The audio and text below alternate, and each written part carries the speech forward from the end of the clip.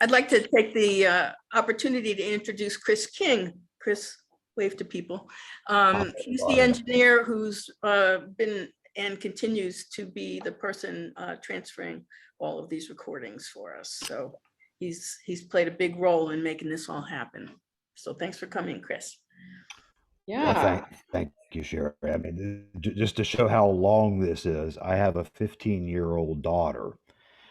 My daughter was not born until 2 weeks after I started the project.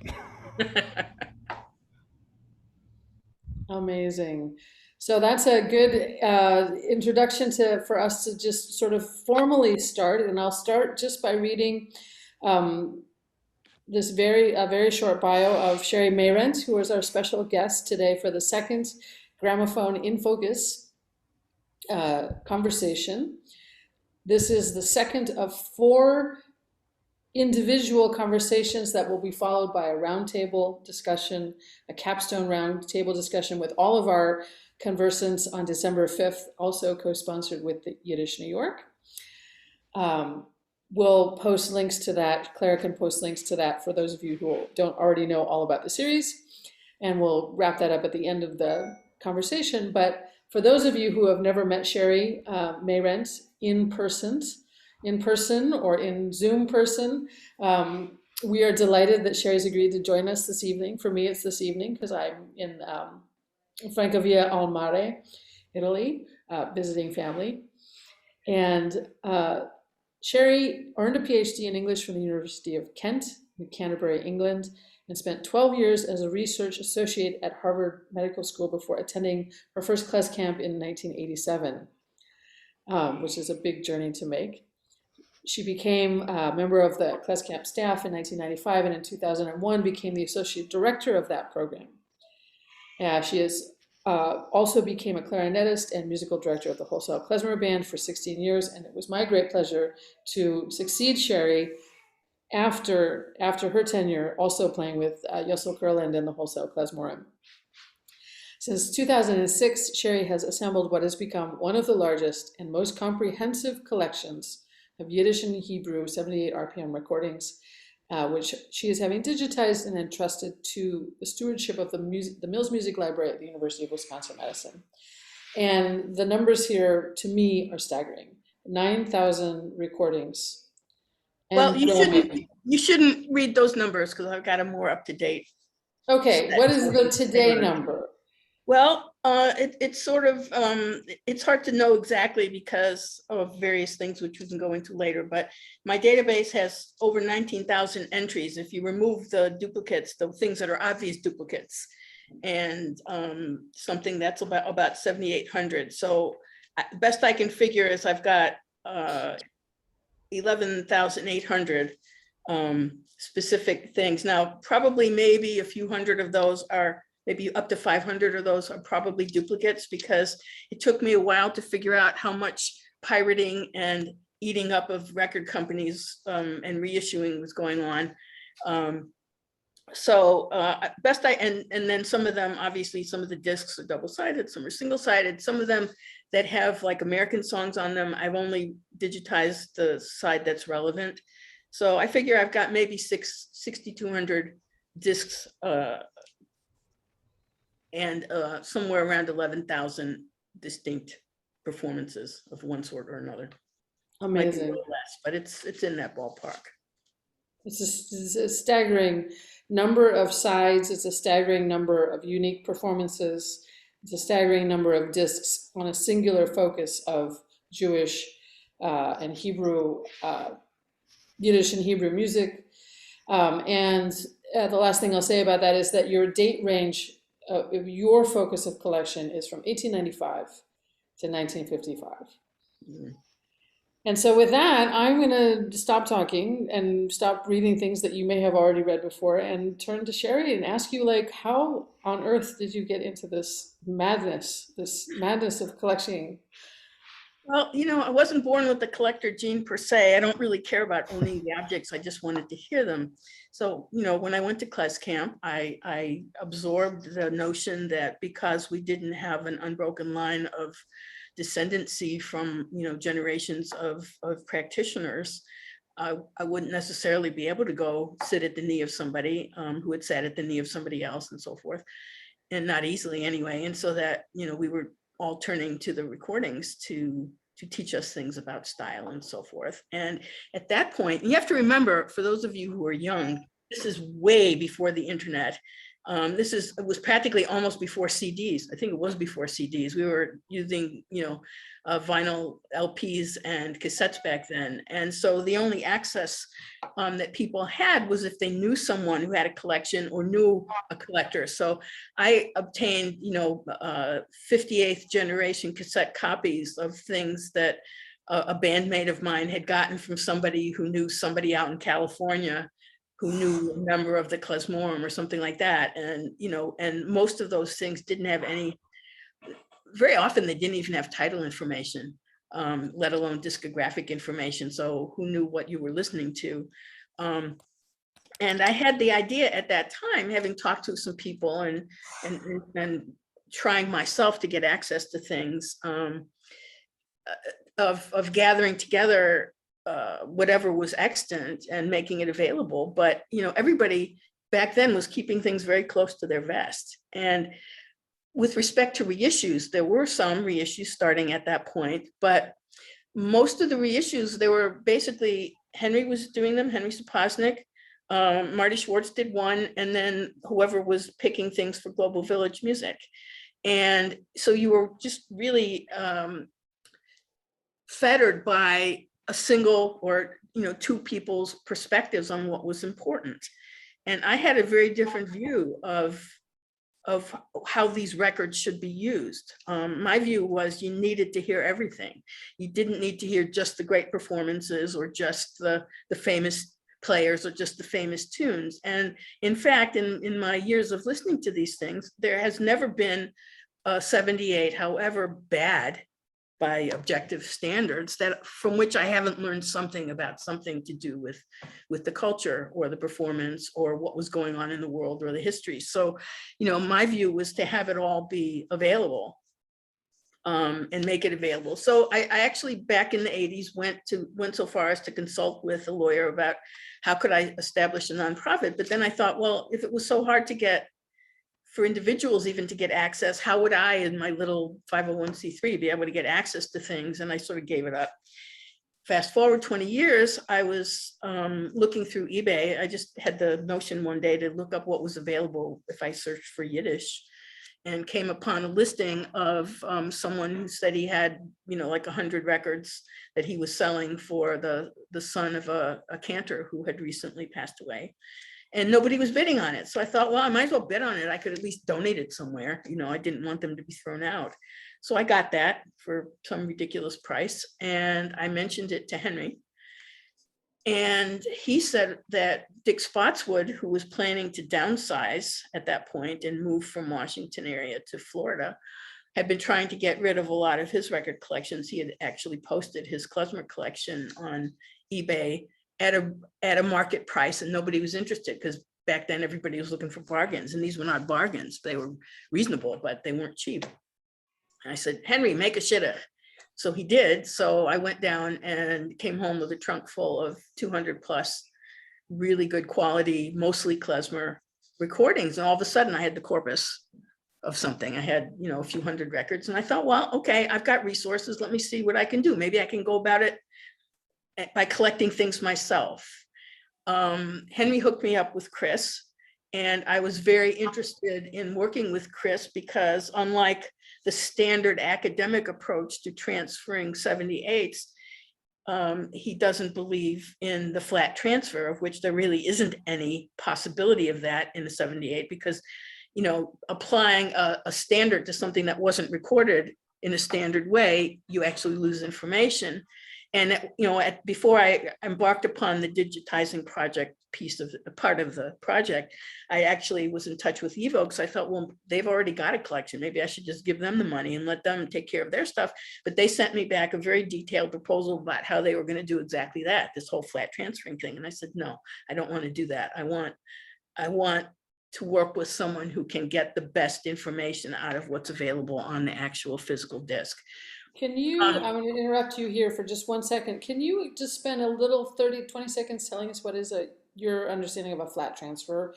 This is a new term for me, and I'm a little bit in shellac world, and I think maybe there's some others here who might not quite get the distinction between what Chris does and what you mean by the idea of a flat transfer. Why don't we ask Chris since he's here? Okay, Chris, yes. Please unmute yourself. Unmute yourself, please. Okay, the idea of a flat transfer is simply this, that all recordings at all times subscribe to what is called an RIAA curve -10 and -2.5, which means that the recording technology that has existed since the 1890s up until 1952, 53, something like that, had no curvature, no bass frequency, and no treble frequency. Everything was recorded at one standardized rate, and so therefore we should reproduce everything at one standardized rate. That, of course, is an absurd concept. I mean, we know that Sherry and I know, and probably most people on this session know that starting in the 1890s, it was extreme sort of experimentation with what would be captured, how it would be captured. It would at the beginning, people were screaming and yelling and playing into wooden horns that were being etched into a disc, and the treble and the bass frequencies would be relative to how close that horn was to the individual playing the music. Likewise, when carbon microphones were introduced in 1925, 26, this sort of like unleashed all these variations, all these variables in how a recording could be captured. And so basically a flat transfer just means that the values that you set when you are transferring from an analog piece of media to a digital piece of media, the values for the treble and the values for the bass are set at 0. Okay. Right. And that's not what you do. No. And also the speed is not set in stone either, because that's a completely different issue. Yeah. Right, but that's a piece of it, because they weren't all done at 78. And if you do everything at the same speed, you're going to get some strange results as well. Right. So, yeah. And so what I do is that I'm taking arguably or inarguably a subjective aesthetic license. I want to hear what these instruments sound like. So therefore, as I'm actually mixing the signal, I'm trying to enhance, to bring out the signal of the clarinet, to enhance the signal of the violin, et cetera, et cetera. And once you do that, you start to have an idea of what the studio session was like. So my ultimate goal is I want to reproduce what that studio session sounded like on that day, be that day sometime in 1898 or 1952. Yeah, and another piece of the puzzle, I remember asking Chris one point, is like, how do you make intelligible a language that you don't understand? Because his transfers are remarkably intelligible. You can hear the words really well. And he told me he listens for the beginnings and ends of words, because, we have consonant sounds at the ends of words. If you can't hear the end or the beginning actually happen, then you're not getting everything there is to be gotten. So these really are remarkably intelligible, particularly for the vocal material. Right. Yeah. And regarding the speed issue, which is contentious, I agree. But when you adjust the speed of the playback from instead of 78.5 RPM to 71.5 RPM, the one thing you can hone in on are those instruments that have a fixed pitch, such as a piano or an accordion. If you know what a piano and accordion is registering, you can then focus in on what the speed is. Right. Yeah, no, this is, I think that the concept of the speed of the discs themselves is, I think, a little bit familiar to probably most of the folks in the room, but this idea of the flat transfer and sort of trying to establish a baseline is kind of, that's new to me. And also what I'm hearing you say, Chris, and what I'm hearing you reflect also, Sherry, is this idea that if we know that the people making the gramophone recordings in the first place wanted to reproduce as best they could with the technology they had what they were hearing in the recording studio, then you are doing the work of trying to digitally facilitate that same goal. of getting the sound of what it was like in the room on the day when that band stepped in. Exactly. So that's great. Thanks for the extra details, Chris. Um, so I'm going to turn back to Sherry. I'm sure we'll bring you into the conversation, Chris, later. But I want to turn back to Sherry, and you started talking about eBay and the sort of, was eBay new-ish when you started working with it? I can't myself remember when. I don't know. No, I think it had been around for a while, but the fact is that because of the internet, and not just eBay, but other people who have online auction lists made available, I've developed relationships with certain dealers in certain places that often at this point, they know what I'm doing and will give me first option on things, which is terrific. I have Elon Bieber in Tel Aviv, from whom I've gotten amazing stuff. I have a gentleman named Valerie, I don't know his last name, but he's an eBay seller in the Ukraine, from which I've gotten amazing stuff. And he's really gotten me into my latest excitement, which is accordion duets and accordion bands in Jewish adjacent. Okay, we're going to talk about that because I have Romanian accordion duets, so yeah, we'll have to share information about those. Yeah, and also, I think that I've got other dealers that will occasionally contact me and say, here's things, that I think you might be interested in. Before I list them on eBay, why don't you look through it? The most interesting thing I got, which was off eBay, but was not eBay-like at all, was there was a guy listing an entire record store for a minimum bid of $100,000 on eBay. And I thought, well, that's weird. Who's going to do that? But I wrote to him and said, do you have any Jewish stuff? And he said, yeah. So I arranged to drive. He was on City Island in New York. And I drove up there and ended up buying everything he had. And at small number of dollars per disc. I got a few hundred discs, and he wanted cash, which of course I didn't have. But he said, look, there's a bank down the street that has an ATM. And I said, okay. So I went down the street, and as I'm leaving out the door, he reaches under his counter and pulls out a gun, walks out the door and stands there like this and watches me walk down the street and walk back with my couple $1,000s of cash. So that was my most exciting record collecting story to date. And, and at the beginning, I was just getting everything because I didn't have anything. So I didn't mind getting duplicates because I was just trying to accumulate as much as I could of the kinds of things I was interested in. Now, what I'm still buying, it was interesting. There was a hiatus, but starting about 5 years ago, where I would at most get maybe 75 new discs a year for a few years. And then all of a sudden last year, I think last year I got something like 400 new ones again. And this year seems to be going the same way. I think as some of the older collectors are starting to die or downsize,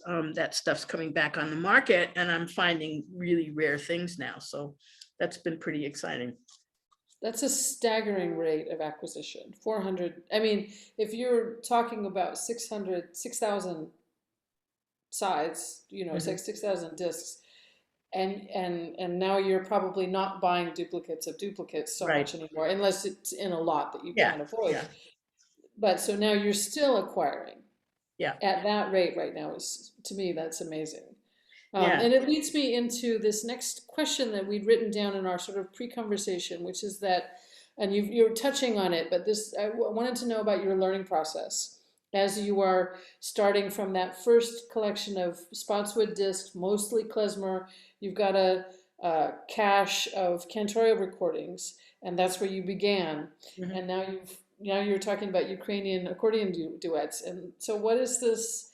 I'm just curious to hear more about this journey that you've been on, about how you've started to understand this landscape of these short decades. It's actually a rather short period of time when all of this music was produced. Yeah. And I've really, I've only been collecting for like 15, 16 years, which is, people used to take their entire lives to get a collection of this size. And thank goodness for the internet, because it couldn't have happened without it. Well, I would say there's been several things, several aspects of learning. The first was learning, like I mentioned, all of the pirating and reissuing and relabeling and stuff that was going on at the very early years. I wasn't paying attention. If it had a different number, I assumed it was a different disc. And so I have, multiple sound files of certain recordings because Victor had them under 3 names, and maybe they were originally Zonophone or something, or Gramophone. And, I've started not doing that because, resources and time are limited. And I don't want to waste it doing multiple sound files of the same performance. So there's that piece of it. And the fact that like the Soviet records are just incredibly annoying because they didn't pair the same 2 tunes always.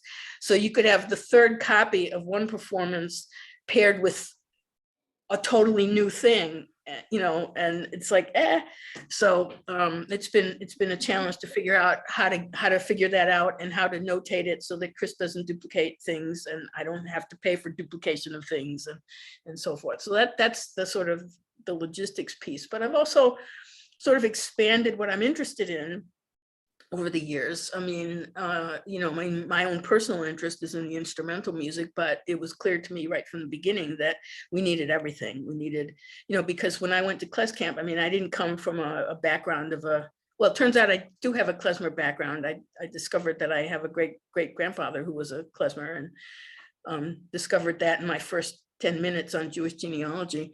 But, I didn't grow up with it. And so what I did to prepare myself was I got all these, horrible LP reissues of 78s and listened to them, of everything I could, spoken theater, whatever. I just needed to internalize the rhythms of the language, and that's how I learned to play. So it was clear that was all important, but, I've sort of expanded in other kind of strange areas. Like I have a pretty huge collection of the Cohen on the telephone genre. That's basically, it's out group humor.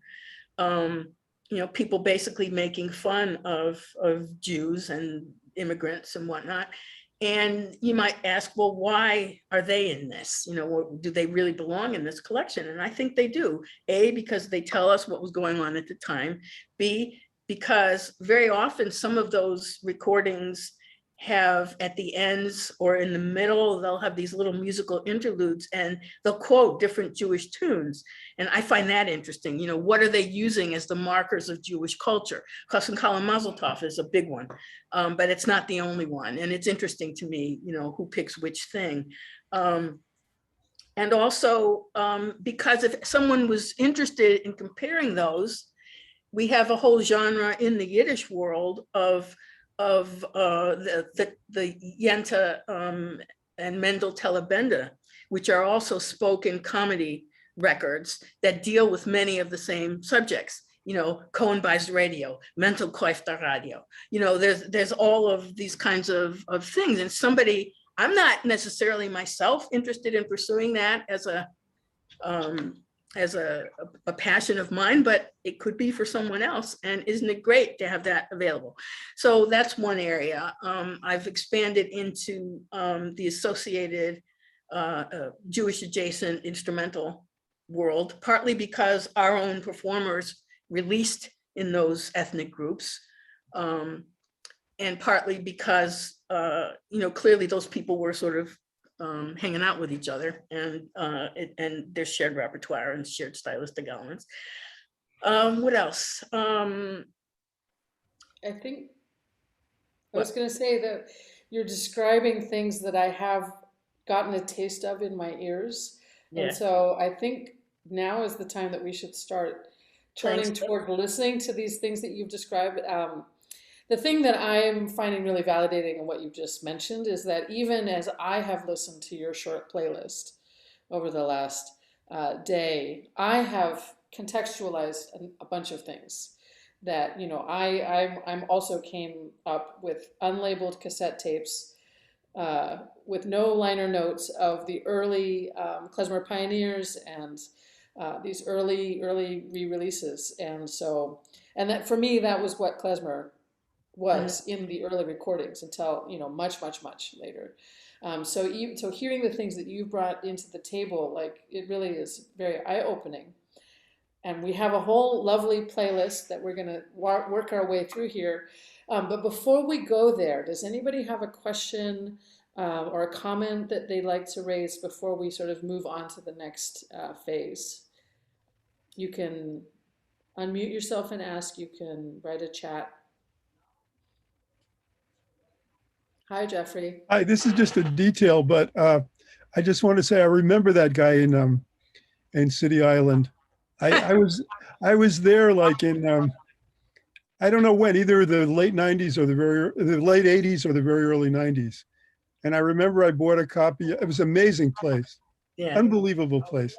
And I bought a copy of Misha Elman playing Ailey Ailey. Beautiful recording.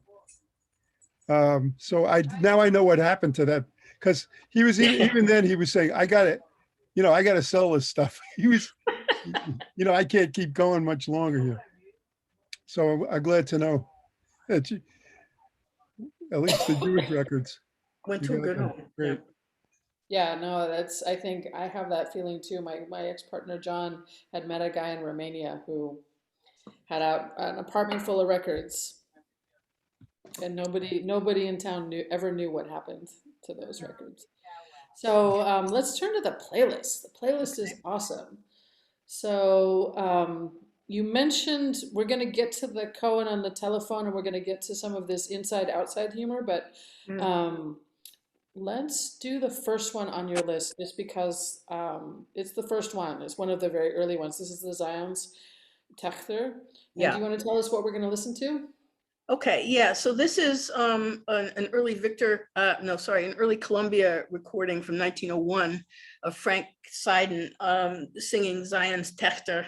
I picked it as partly because it's one of the earliest records that I have that I know the date of, and partly because as a Yiddish theater piece, it sort of represents the fact that a lot of those very early Yiddish theater recordings were Goldfaden. Particularly from Bar Kochba and Shulamis.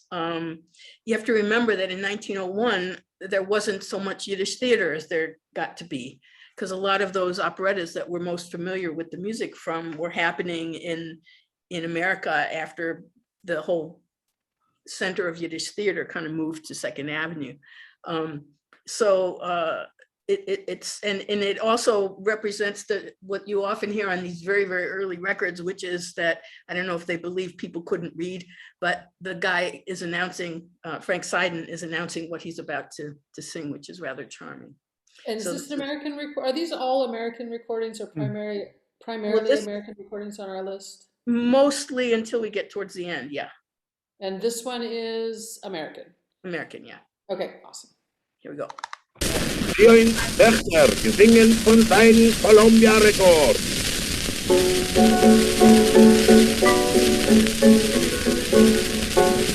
Weet ihr alles, die ein Techter glaubt, die Kinder alle beinahe. In auf der neuester Zeit der Schlechter, was hat gesprochen unser Land. Arim gefallen ist unsere Stern, an der Reihe verschmiert. Wir brauchen die Tränen auf unsere Sternen, hat es das aber gestiert. Gott will unsere Tränen, unser Name ist bei. Weinen können wir nicht aufhören, und bis dahin Hilfe sein. Reicht mir Malke mit Brillanten, ist die heilige Stud gewesen. Weit ist Rohren von allen Seiten, hat sie gehabt, mit dem sehr viel Geld. Als wij wie die sterren naar in de lapone, had mir nog gestiegen hier. In de heimtijd ziet die alle Mode, ihre je zijn am Dellen meer. Gott will unsere Tränen und er nauert es bei. Weinen können wir nicht aufhören, und bis dahin Hilfe sein.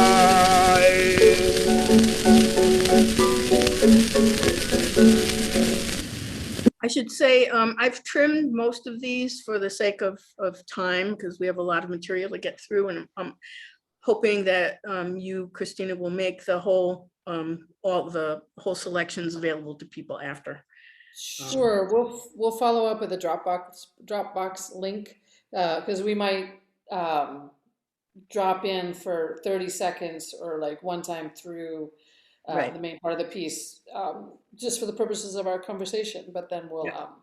if I mean, you don't have to ask me. I mean, like, Yes. I'm happy to do it. I mean, it's still, to me, it's amazing that you're willing to make these materials available, that they're free to listen to, you know. Well, that was one of the reasons that we chose Madison.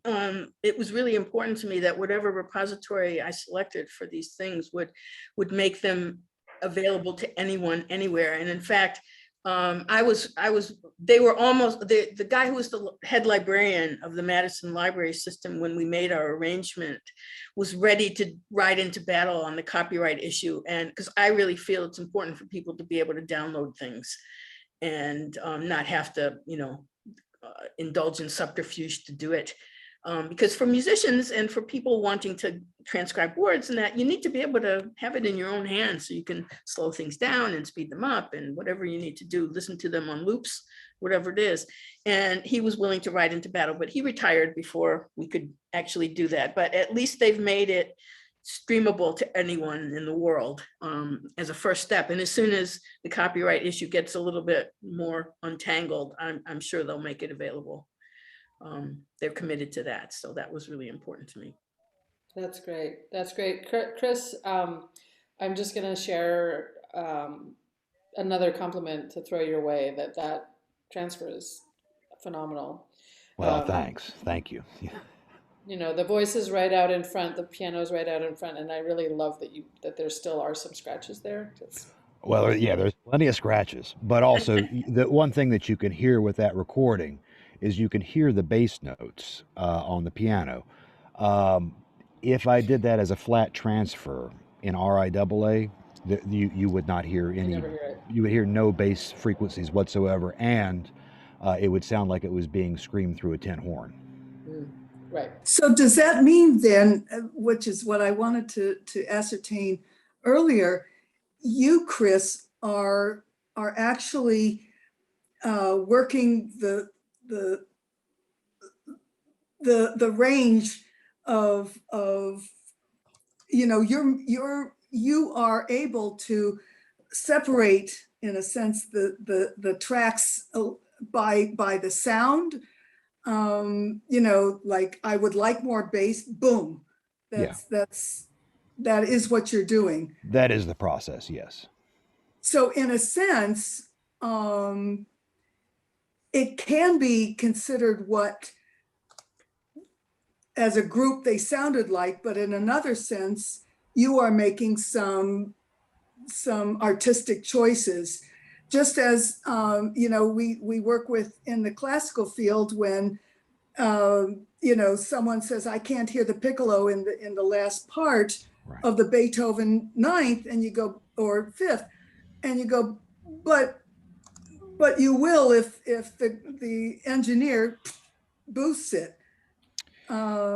Yes, that is correct. I mean, the way I think about it, it's like, what if you were, say, a photographic restoration expert, if you were a person who worked with digitization of glass plate negatives, and you receive a bunch of glass plate negatives that had been exposed to the elements, water, for instance, and it damages the glass plate negative. You're kind of tasked, at least in my responsibility, to sort of trying to figure out what the image was that was originally there, and then enhancing the curves, making sure that the resolution is brought out with the image. That's basically what I'm doing, is I'm trying to restore the image to its proper integrity. Okay, thanks. Thanks, Adrian, and thanks, Chris. We have a great thing that just came up on the chat, which connects to another Klezmer Institute project, which is that Gabriel Zuckerberg has just noted that he digitized a piece out of the Kisselhoff corpus titled Inquisitia, and it's the same melody, it's precisely the same melody as this track. So lots of crossovers there. that we can talk about later, but I want to keep us moving through the tracks and so that we can get all these questions in. I was thinking we could pair these two together, the Kol Nidre, and we could hear some of that, and then the Adonai Moloch, and then maybe talk about them as cantorial material together a little bit. Okay. So I might let you drive us through a couple of selections. Okay, so the next one is a 1904 recording by the Golden Quartet. Mayor Golden was the mover and shaker behind this, and his group and he were both famous for pairing together or offering cantorial things or liturgical things, I guess, and theater things. And I think if you listen to this, it sounds like he moves from one into the other in the middle of this thing, which is why I've kept I think this is an entire cut, because it has a sort of a folk songy thing that happens in the middle.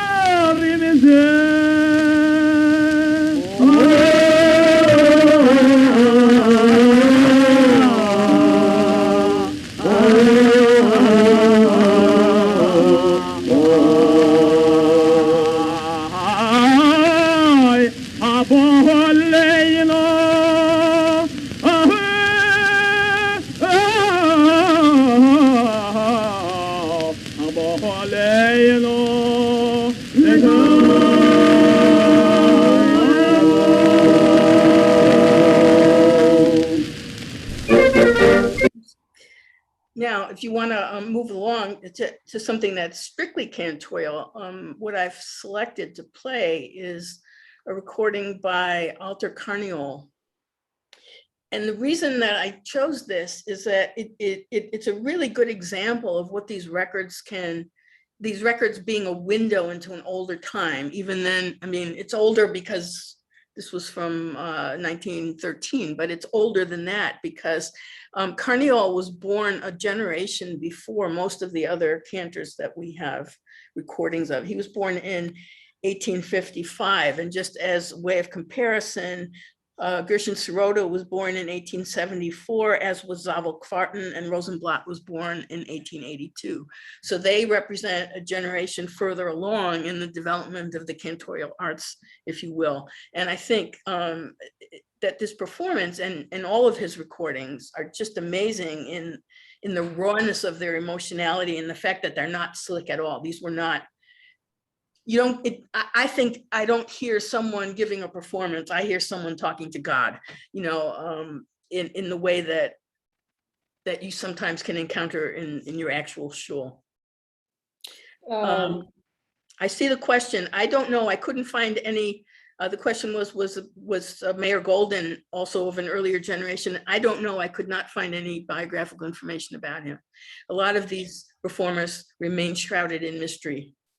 And before you play on the next one, is it unusual that across the breadth of your collection to have this sort of choral cantorel? I mean, it seems to me very choral and not in a way that sometimes there'll be a sort of choral support underneath, but is that unusual? Yeah. Yeah, I mean, this was a quartet, and it's wonderful, and this transfer, you can hear all the different voices, which is wonderful too. No, most of the time there are choral performances within this, but they're basically providing the instrumental accompaniment, but by voice. Right. So yeah. Okay. Okay, so here's Alter Carniel. Oops.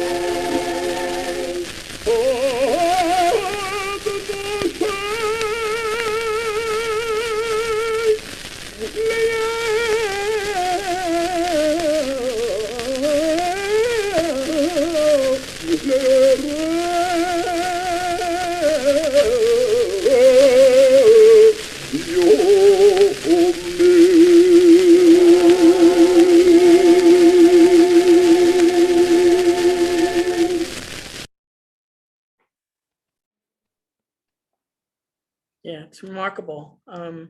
The length of time he takes on a single note. I mean, a single syllable of a word is remarkable. Oh my Lord. Yes, and as Gabriel noted, the Krexen, I the Krexen. That's amazing. Yeah, I mean, I think I've got most or all of what he recorded. He didn't record all that much, maybe 8 or 10 sides, and they're each one more amazing than the next. You know, they're definitely worth checking out. Cool, cool.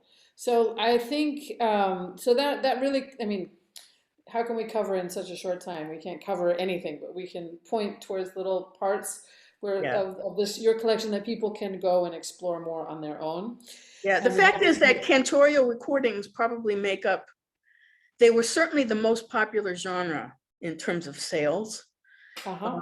And the reason why, you can find, if you've ever read East and West by Sholem Asch, there's a wonderful scene where it's hot and they're all up on the roof sleeping outside because it's too hot to sleep inside. And someone has, you know, the Victrolas were portable because they were crank driven at that point. Right. And somebody has one of those up on the roof and they're playing Yesela Rosenblatt recordings. And, you know, you might think, well, why is it that they're listening to cantorial music? These were people who had often given up actual practice of worship for various reasons, but there's something so visceral about the music. So for us as musicians, it's important to listen to because that's where so many stylistic pieces come from. For us as Jews, it's also important to listen to because there is that visceral connection with a time when this was what was in everybody's ears. And this is how people were living with this music surrounding them every day. So I would say probably, you know, what I have probably about, at this point, something just under 1,700 instrumentals and about 500 spoken words. And I would say the rest is, you know, maybe 5,000 or so of them are cantorial recordings and about 4,000 are folk and theater. So, you know, the cantorial represents a huge chunk. A huge chunk of that. What's there. Sherry, So- may I add one comment about the cantorial popularity? Yeah. One of the parts of my collection is I love sacred harp singing, which was very early on was quite popular in the rural, isolated parts of the South. But as people started to get jobs in cities and spread out across America, they couldn't participate in it because there were nobody else to sing sacred harp with to listen to it. Yeah. So that's why the recording industry kind of focused on these forms, so that as people moved to places, to small towns, as Jewish families moved to small towns, there were no synagogues to hear that. So anyway, that was my comment. Great. I think that's true. And Jeffrey Wallach has written at length about, or written a wonderful article about the Boybrucker Capella doing nostalgia radio in the 20s. So we'll hear more about that late in a couple of weeks. But I want to move to something completely different. And you shared this track of popular Hebrew melodies by the Zonophone Concert Band. And for this one, we're going to start running out of time, like really soon. So can you pick this one up at like 1? Yeah, what I have is the latter half of it. This was recorded in 1908. All the tunes are familiar, but the second half is even more familiar than the first half. The Zonophone Concert Band may actually have been an actual regimental band. It may have been affiliated with Victor Herbert. If you look up online, there's all kinds of controversy about it, but it was definitely not a Jewish group. Definitely not a Jewish group. And as far as I know, I've never been able to find any word about Popular Hebrew Melodies Part 2.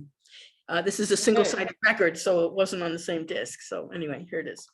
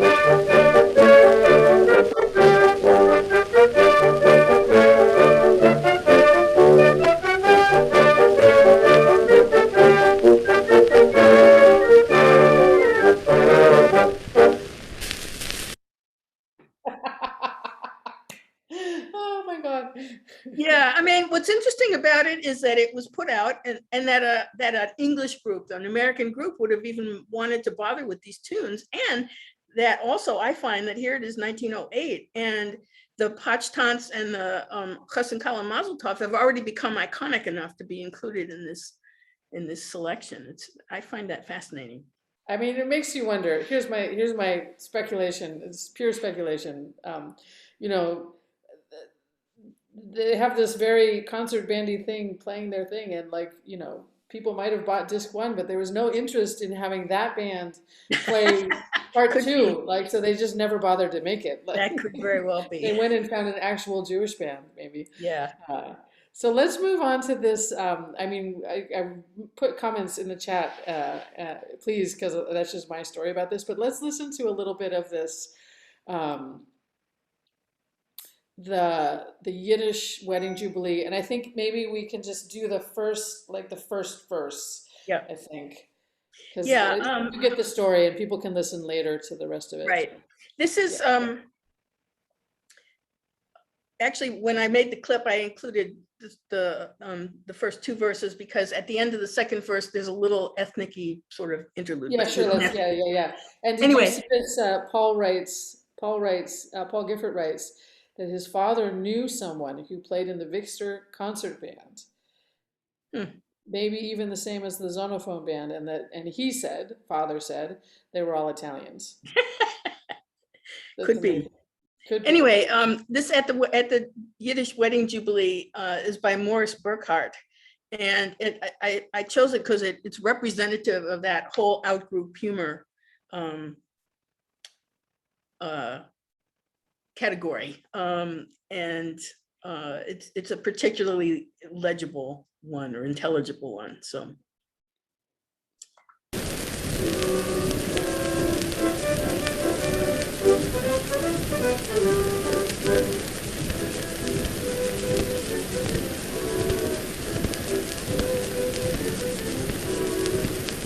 You should have been with me to the wedding last night.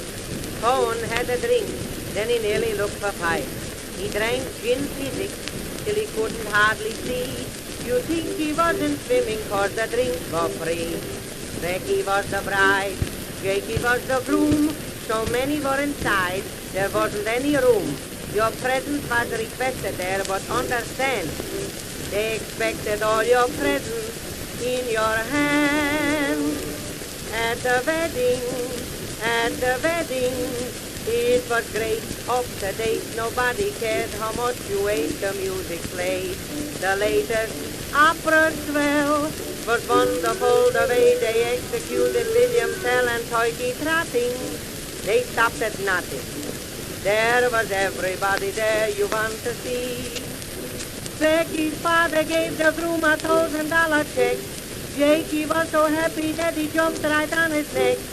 Last night at the Yiddish wedding, Becky's mother began to weep. Father said we got rid of her teeth. Last night at the wedding jubilee.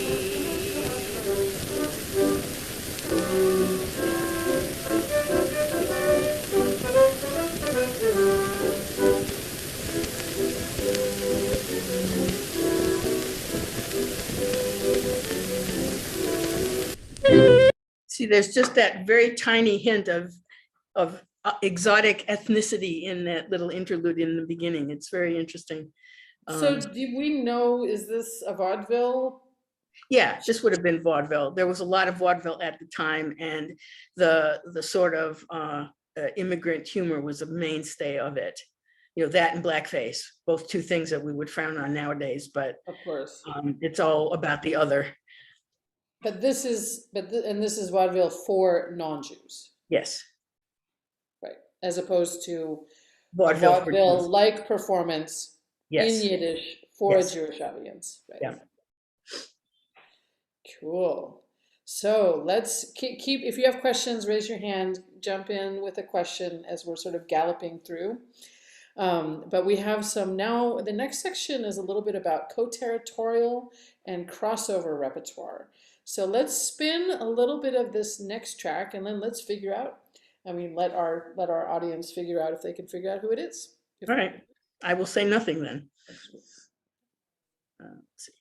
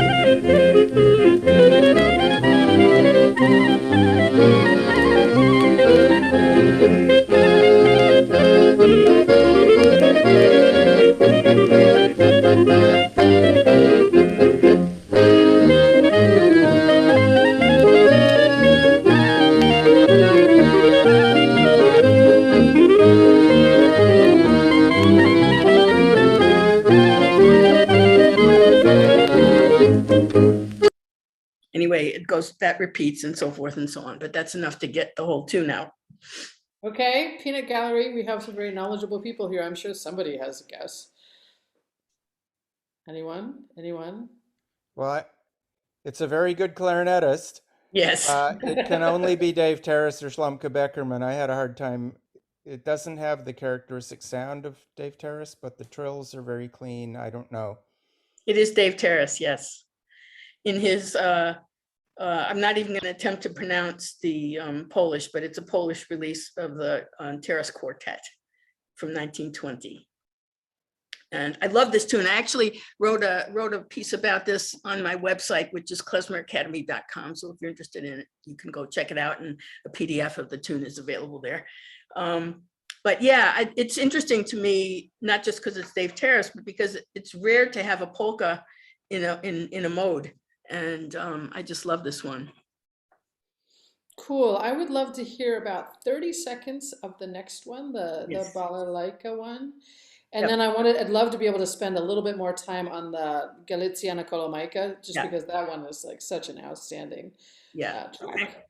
Yeah, so this is by Kirilov's Russian Balalaika Orchestra as a Yiddish release. Very often, this particular tune was released for the Jews as Mein Geliebter, My Beloved, and it had a similar name in Italian and in Russian in two separate other releases. Right. I love that this band is Balalaika Russia, but a band that released in Yiddish, but also for the Italian market. Yeah, So, I know. It's crazy. That happened a lot. I mean, when I got my copy of Spotswood's discography, I had bronchitis and I was in bed for 3 weeks, and I basically read it cover to cover and was amazed by how many things of that sort happened, where things would be issued in these putatively bizarre attachments between, ethnic groups that really didn't have anything to do with each other. Yes, Karloff, these were all recorded in America, although he does have some European recordings as far as I can tell. Anyway, a little bit of this.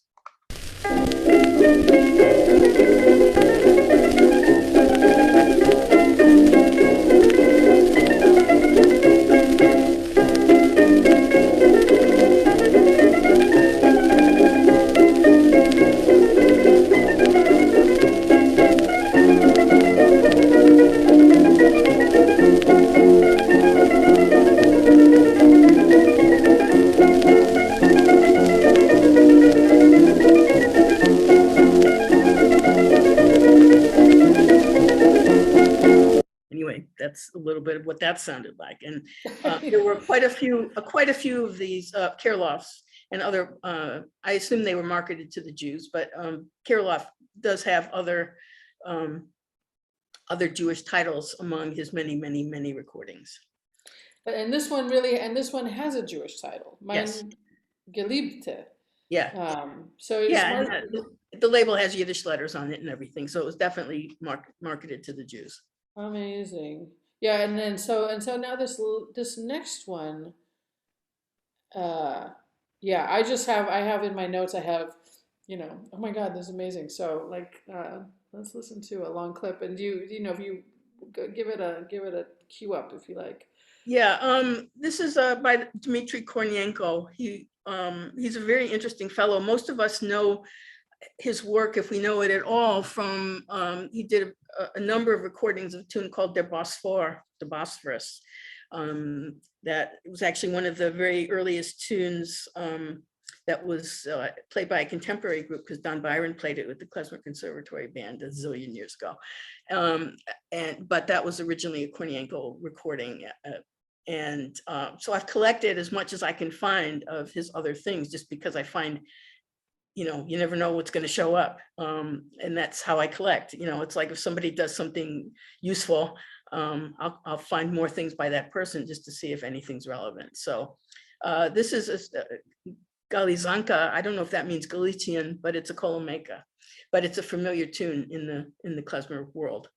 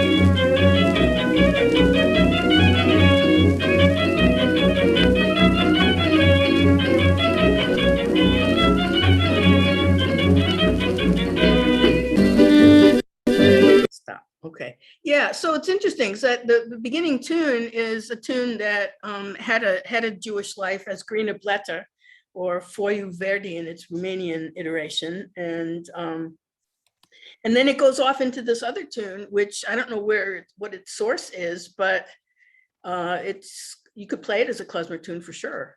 So it's a very interesting recording and not something I'd ever heard before. Right, it's peculiar in a lot of ways, and there's a conversation happening there. I happen to agree with Joel in the chat that I would not title this as a Kolomeka, dance-wise, and Ilya has noted, Paul Gifford has noted that Kornyenko seems to have been from Crimea, and Ilya chimes in that it makes sense that the Bosphorus is also a Crimean Tatar tune called Karga. So I'm reading these chats so we have them on the tape. Not klezmer style, that recording at all, but, adjacent for sure. Chris, I'm just going to shout out to you again. You are a man after my own heart. I'm so used to listening to the very back of the track to find the bass notes.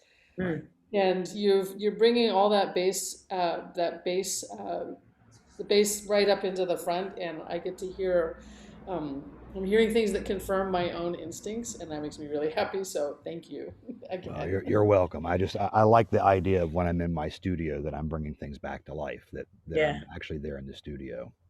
Yeah, well, and any bassist will tell you that, augmenting or, amplifying a bass is like one of the more challenging things to do. So the fact that you've been able to punch up that sound to more like what it would have been like in the room is just outstanding, Thank you. So thank you. Anybody else have a comment about this Kolomyka before we move on? The so-called quiet Kolomyka? You can't go by the titles, the Of course titles are not. kind of arbitrary and who knows who made it up, Yeah, totally. So yeah, you have this really adorable story queued up. So let's hear a little snippet out of the next one, and I'll let you tell that anecdote. And Okay, so this is an example of what I can do because it's my personal collection and I can get very personal with it. I have a couple of recordings of a Russian tune called Chupchik.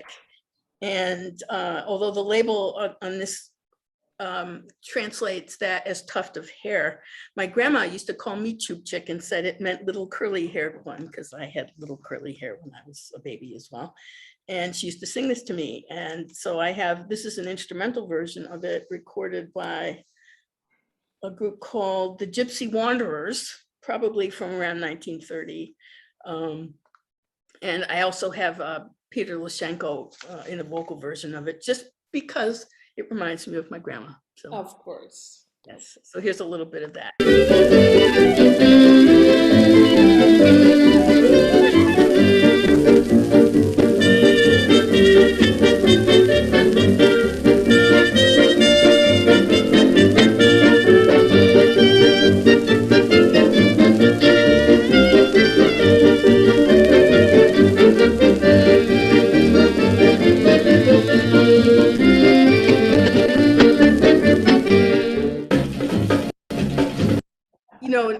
Another thing that I've done, just out of my own personal interest is I have a lot of recordings of Clarinet Polka, which is, I figure it's kosher because Dave Terrace recorded it. And it's meaningful to me because my mother's first cousin Seymour played clarinet in World War II in the Army band. And when I was picking an instrument, he played the clarinet polka for me and my jaw dropped open and I thought I need to do that. So I've got every version of that I can find, including the clarinet polka in a waltz version and so on. So, that's where my quirky personality is part of this collection. Well, that's what you get to be the first one who has the disc arrive in the mail or pull it out of the milk crate in the trunk, and you get to be the person who puts it on the record player and gets to hear it, the first time. And having had that experience myself, I appreciate the joy of that, of like, what did we get? Yeah. What did we get today? And following your passion. Did you see this, Sherry, in the chat? Paul Gifford writes, he asked, weren't the Gypsy Wanderers organized by Zarkiewicz? And I don't know that much about them. Like I said, I collect these things. I haven't researched every piece of it, but that's really interesting. Paul, do you have another thought about that? Go ahead and unmute yourself. Yeah, I think, can you hear me? Yeah. Yeah. I don't know. I recall again looking up Theodore Zarkiewicz on these passenger manifests, and he recorded a lot of these sort of Russian gypsy standards in the 30s, but I think he was Jewish. I don't know, not necessarily the others, but anyway, that's all. Cool. So there's a connection. Yeah, Yeah. Cool. So the next 3 discs that we have are going to start to round out our playlist. There's a whole section of honorable mentions on the list that will be included in the Dropbox for your listening as we go forward. But there's three pieces that sort of really bring us into Jewish commercial music in the Americas, speaking sort of broadly speaking of not just the United States, but the Americas writ large, and all of the influences that are happening later into the 1940s and 50s. And actually one of these is from Palestine, but I'm going to let you drive, why don't you drive us through these next three recordings? Okay, well, one of the things that I've also done, because it interests me and it occurred to me it might interest somebody else at some point, is to trace some of the Yiddish tunes as they move their way through American mainstream music. I can't tell you how many, couple dozen different versions of By Mir Bist Du Shane. I have Ailey Ailey played by people as various as Harry James and Lionel Hampton. I have all kinds of things of that sort. Joseph, which is a version of Yussel Yussel, and of course, and the Angels Sing and all of that stuff. Right. Anyway, but there's also, when I'm going through an auction catalog, sometimes I just get a sense that this is going to be something important. And the first time I saw a listing for the Wedding Samba, it rang a bell with me because I remembered vaguely that Seymour Rexite had recorded the Wedding Samba, which of course it uses the Naim Sher melody, and he recorded it also as the Naim Sher. But so I've got a few different versions of the Wedding Samba, and the one that I chose to play was just too good not to share. Carmen Miranda and the Andrews Sisters, believe it or not. So it's a Decca recording from 1950.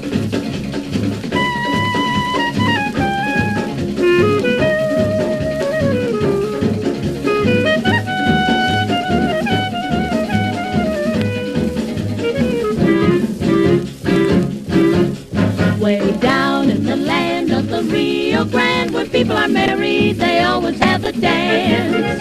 The music is grand with the samba band. The people are carried away with such romance. Ole, ole, the wedding samba will bring a timid señorita to her feet. And when they play the wedding samba, she'll say, I do and salute with the samba beat. So that's how it goes in fiesta time. The beat of a samba is always in the air.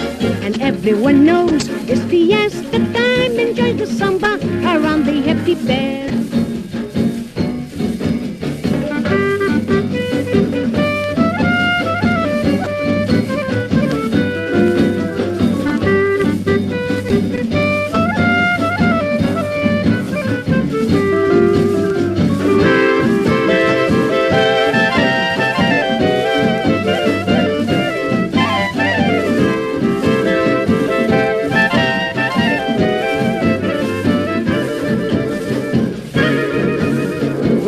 In the land of the Rio Grande, when people are married, they always have a dance.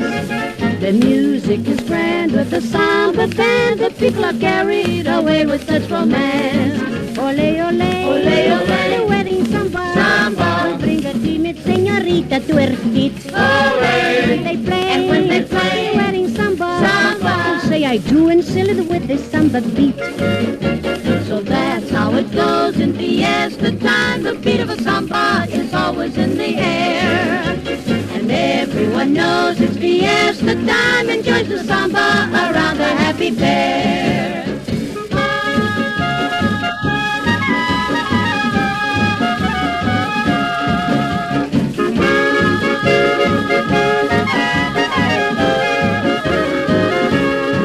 Ole, ole, the wedding samba will bring a timid senorita to her feet.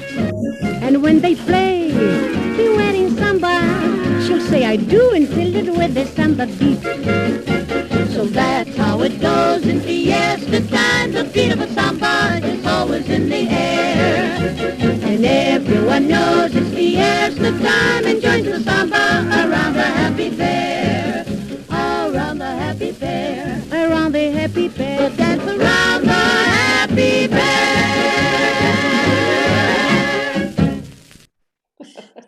Isn't that wonderful? Fantastic. I mean, it was cocktails and, yeah. Yeah, Very well, cool. there was definitely in the 50s, there was definitely this whole bagels and bongos movement. Bongos There and was a bagels, lot of yeah. there was a lot of Jewish Latin intersection. Yeah. Anyway, moving along, the next one is a really interesting recording called "The Jewish Village Wedding." It's by a woman named Sonia Vronkov, who migrated to Palestine as was in 1930. And this is on the Tzlil label. And it's really interesting because she's clearly influenced by Aaron Lebedev, as you will hear.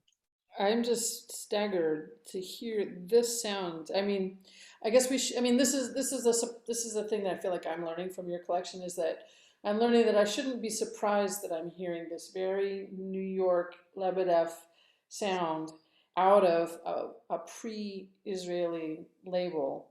Yeah. But I wouldn't have known to even think of that concept until I can hear this. Yes, exactly. Record. So, okay, without Here we further go. ado.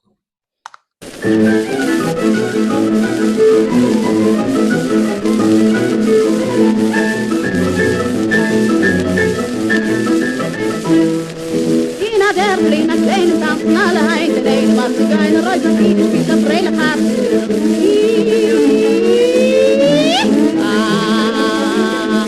Tanzen alle in een reden, die een dorp aan mee, de paaiers schiet van hier een hooi, die werd naar boven rondgegooid.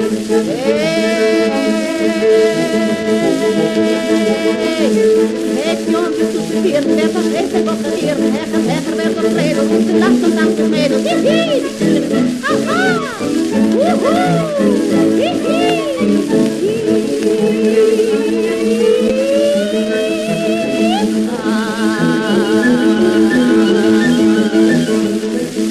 Dokter Meijden doet de scheen, dokter kinderen en de rijn, dokter Meijden doet de staaien, dokter Brent, ja, fire, als een kampioen en onder wochen werd dat rent.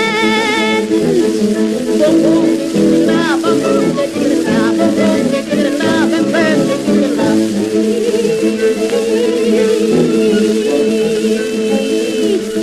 Die holy doet die trein, moet er dansen, mooi de trein.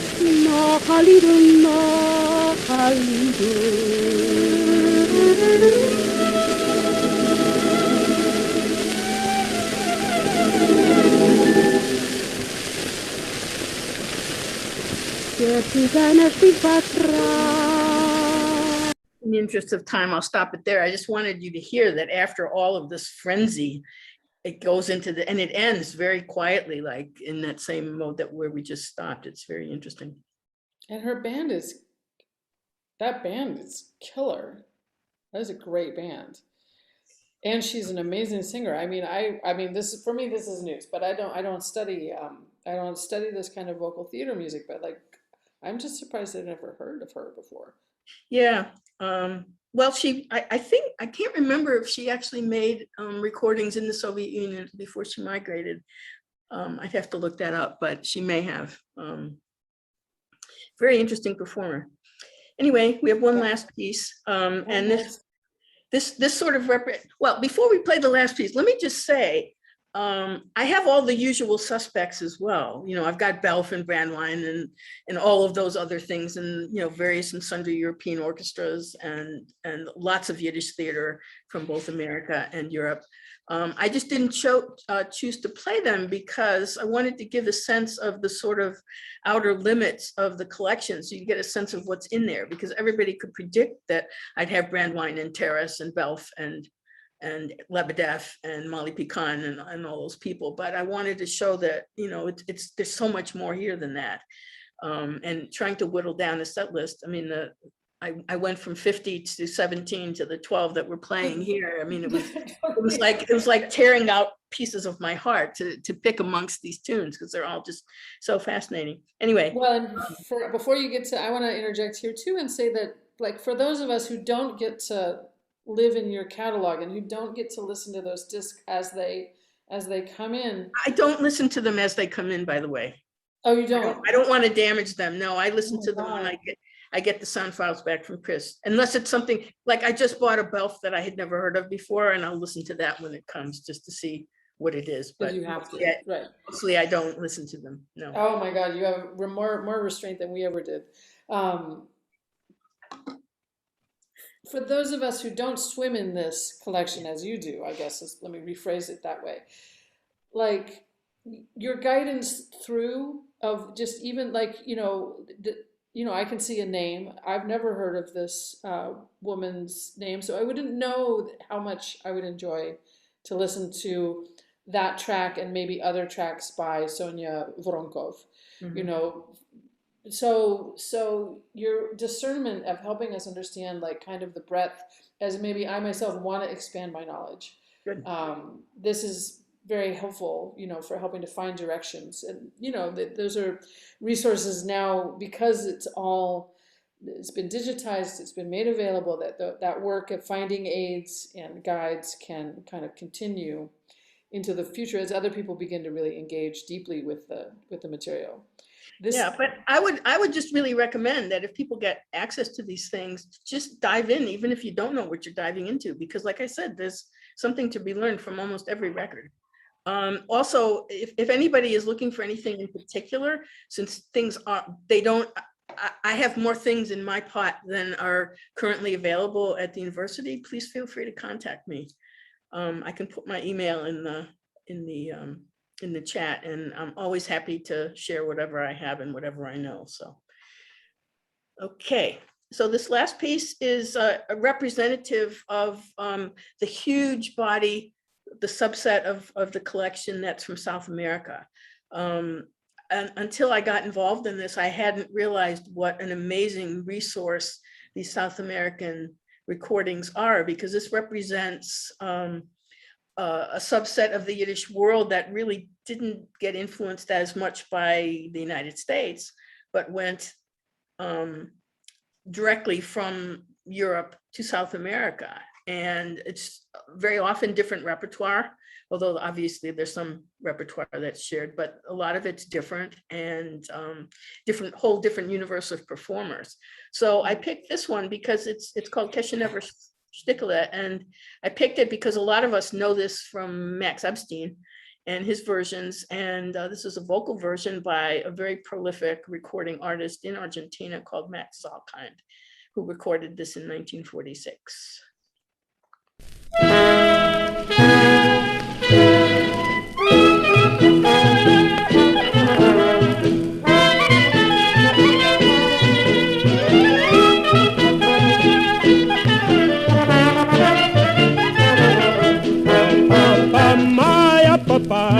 Papai diddly pam, I diddly dum papai diddly pam, diddly ya papai, papai diddly dum, babadi bye bye biddy bum. Spielt mir Klezmer im Lachs, Keshenever Shtikele, aber so sein mit dem Knack. Hingerik und Schleiferik und Nacket und Borwes, in Keshene ist nicht auch kein Piatak. Zu mir gehört die ganze Welt und nicht der ganze Welt gehört, das ist doch schon festgestellt ab. Tomer wird mir nicht glauben, Tomer wird mich fragen, wer kann ich ihm beweisen nach Kontrakt. Zures und Grisotte, Agmes Nefesh und Gesirim, du seht ihr, hab ich häufen Pack. Hab ich gar nicht, darf ich gar nicht, will ich gar nicht verlieren, wird mir mich nicht richten, kein Schudak. Then it goes back to the chorus. But in the interest of time, I stopped it there. I love him. His Yiddish is so geschmacht, and it's very clear. I just love listening to him. Anyway, there's a lot. Yeah. Sam Lieberman was a very important band leader, played clarinet, and he's got a lot of recordings.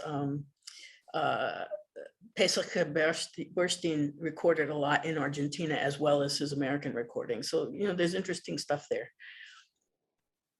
Yeah, I mean, I was really surprised. I was surprised at how the same this recording sounds and how also different it does.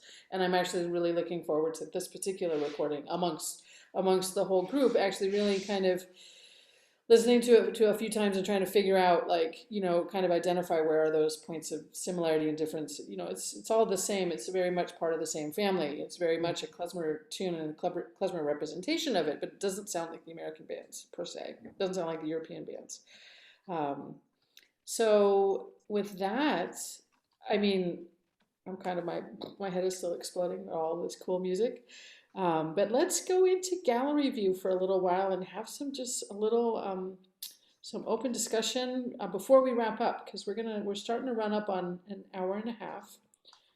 So I'm gonna put, you know, if you'd like to let's go into gallery view and we can kind of all see everybody who's here. And I don't know, does anybody have any questions or thoughts or observations about what we've heard in this just wonderful guided tour to the Mayrent collection? Hi, Michael Aylward, I see you. Do you want to unmute yourself, please? Oh, you got to unmute yourself. Yes. Okay. Yes.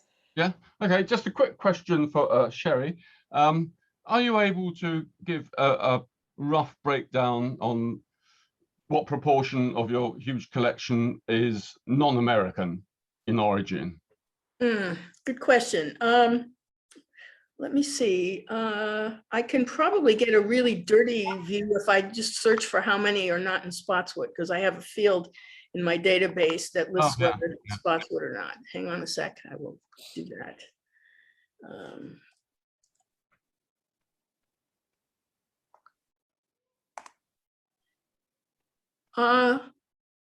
About half were not in Spotswood.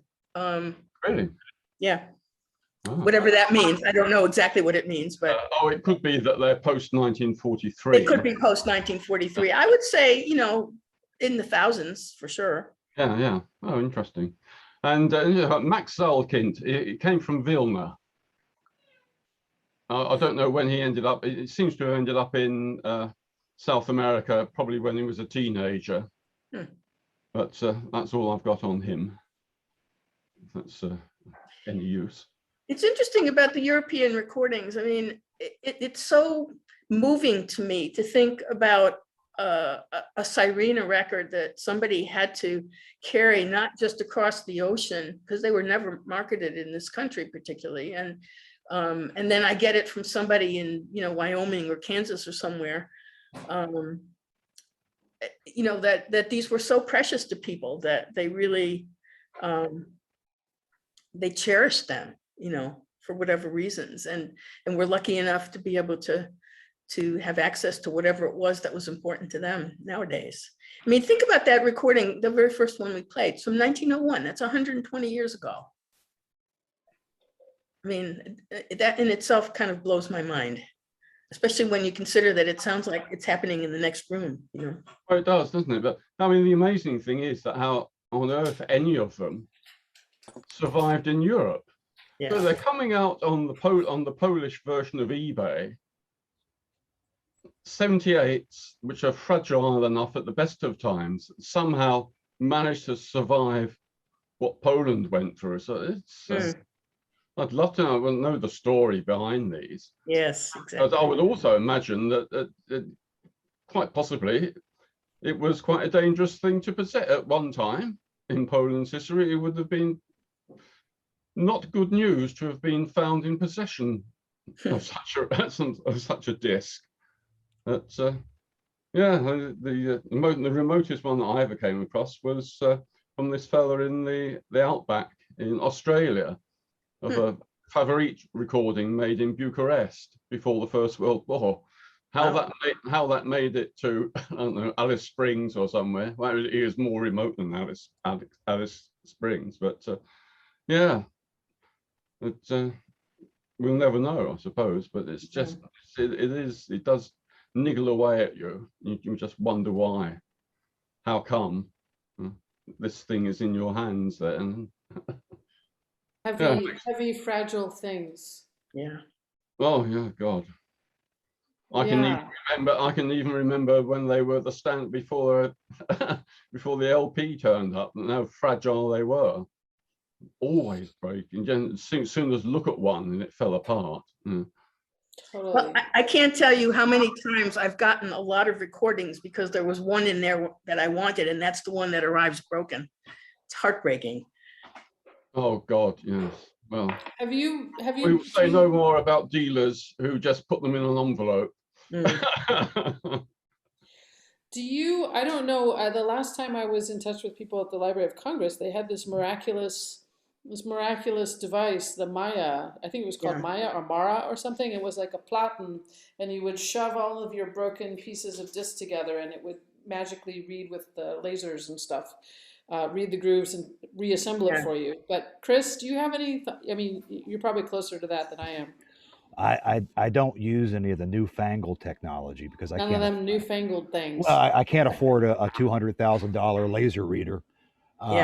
But when Sherry gets records back from me, you know, she'll notice that when there's a flake of, say, 17 grooves missing in the surface of a disc, and you can't play the disc, I'll go in and I will make a concoction of beeswax and candle wax and some stabilizers, and build the grooves back so that the entire recording will track, and what you end up with is a sound instead of no music at all. You have the music, and you'll miss a few seconds. Once again, those techniques are not readily acceptable by most. You know, if a record is broken, a record is broken. You don't attempt to fix it. I did see that Library of Congress scanner in action once, and it is pretty miraculous what it can do. But what it can't do is it makes everything sound brittle and very digital. It's just because the sonic environment that it's immediately imported into is a digital environment. There's no analog amplification whatsoever. Right. Well, I'm saving all of my broken records. I've got them in a separate database, and I try and replace them if I can. But at some point when we're done digitizing the records that are intact, I'll see if there's something, you know, if technology has changed enough to make getting like by one of these readers worthwhile. Cryogenic shellac preservation. You're sort of just putting them. Save them for later. As long as you don't mix it up. Yeah. Joel, I see you have a hand up. Go for it. Yeah, this is off on a different tangent, and Sherry, I don't know if you can answer this or not, or but I'm just wondering what sort of the trajectory is of the Mayrent Institute at Madison or Wisconsin-Madison, since it's, as far as I can tell, it's being run by somebody who's not a music specialist. So I'm wondering how are they getting the information they need to update their database and input the stuff properly? This collection is actually totally separate from the Institute. When the Institute we had founded it, hoping that it could become a home for KlezKamp. That didn't work out. So it's technically an Institute for Yiddish Culture, and they do have a new director and are focusing a lot on the language and that aspect of things. So I've sort of drawn back, but the collection is under the stewardship of the library itself. And they've actually dedicated quite a lot of resources to cataloging everything. I mean, I provide them with my database, but they have to do it, you know, proper library style. And they have somebody working on it full time. I think we're on our second graduate student at this point. Okay, thanks. That's great information. So that's what they're doing, and then they're making that available on the collection's own little website. So if you look something up, you'll get the label scan right there and whatever they know about it. Thanks. Yeah. Anybody else? Comments, questions, thoughts, observations? Well, thank you guys all for coming. It's a pleasure to share this stuff. Was that your hand going up, Paul Gifford? I saw you. I saw you. Nope, you just muted yourself. Unmute you. There you go. It was in the other thing. What about klezmer recordings made in South Africa? Do you know if there were many or any? I haven't encountered any. Don't know anything about it, really. Hey. Well, we're running up on an hour and 45 minutes, so you can take a minute to think of a final question or a comment or an observation. But in the meantime, I want to invite all of you to come back and join us next weekend, October 31st, when Michael Aylward will be talking to us about assembling the European Jewish music discography. And so that's going to be an absolutely fascinating talk with Michael, who's here with us this evening. And yeah, so that will be next week, same time, same place. I promise to get you the correct Zoom link so you can all get in good time.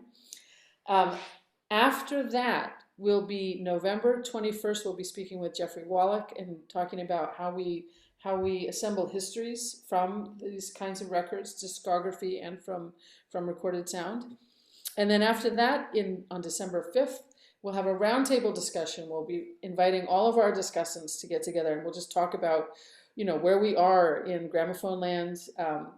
We'll be developing some questions and topics for that discussion, but it'll be a chance for not only all of our discussants, but all of you who are experts and knowledgeable klezmorim to have kind of an in-depth and robust conversation about where we are with all of this beautiful material. Because from where you started, Sherry, in 1987, at the beginning of your journey, to where we are now, once again, we're learning that klezmer, that not only klezmer repertoire, but Jewish recorded sound repertoire it's vast.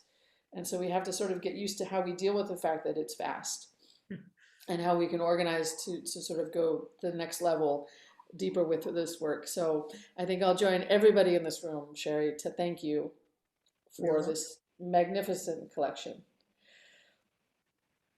So go ahead and unmute yourself, say hi, say goodbye, and we'll see you next time. Okay, very good. Thank you. Thanks a lot, Sherry.